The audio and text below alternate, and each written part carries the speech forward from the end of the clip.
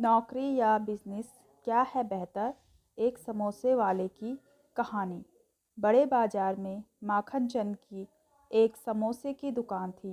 माखन चंद बड़े सीधे और सरल स्वभाव के व्यक्ति थे। उनका एक बेटा भी था। दुकान के एक कोने पर माखन चंद समोसे तलते रहते और दूसरे कोने पर उनका बेटा पैसे लेने देने का हिसाब करता था। दुकान के सामने एक बड़ी सॉफ्टवेयर कंपनी थी। कंपनी में दोपहर को जब लंच का समय होता तो कंपनी के लोग अक्सर माखन चंद की दुकान पर समोसे खाने आते थे। हुआ यूं कि एक दिन कंपनी के मैनेजर महेश बाबू समोसे खाने आए। खाते खाते महेंद्र बाबू को कुछ मजाक सूझा और वो माखन चंद से बोले, भाई, समोसे तो आप बहुत ही बढ़िया बनाते हो और दुकान भी आपकी काफ़ी अच्छी चलती है, लेकिन तुम्हें नहीं लगता कि ये समोसे बेचकर तुम अपना कीमती वक्त खराब कर रहे हो?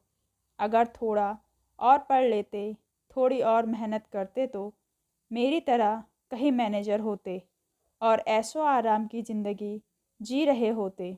माखन चंद बेचारा सरल स्वभाव का आदमी था। वो बोला, मैनेजर साहब, आपके और मेरे इस काम में बहुत बड़ा फ़र्क है। आगे माखन चंद बोले, आपको याद होगा, आज से करीब 10 साल पहले आप इस कंपनी में एक जूनियर के पद पर आए थे। उन दिनों आपकी पगार 10,000 रुपये महीना थी।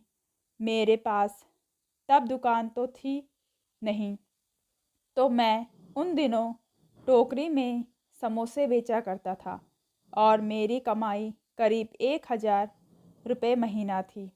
आज 10 साल बाद आप मैनेजर बन गए और आपकी पगार है 50,000। मेरी अब अपनी दुकान है और मेरी कमाई है 20 लाख प्रति माह।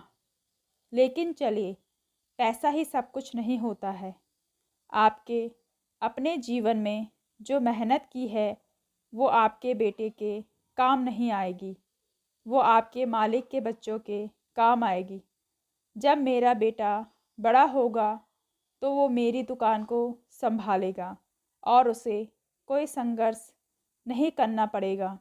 मैंने मेहनत करके अपनी दुकान को बड़ा बनाया है और ये सब मेरे बेटे को मिलेगा। वो आराम से मेरा बिजनेस आगे बढ़ाएगा। लेकिन आपको तो अपने बेटे को सीधा मैनेजर के पद पर नहीं बिठा सकते। आपके बेटे तो फिर से वही जूनियर पद से मेहनत करनी पड़ेगी जो आपने की है। आपकी मेहनत का उसे कोई फ़ायदा नहीं मिलेगा।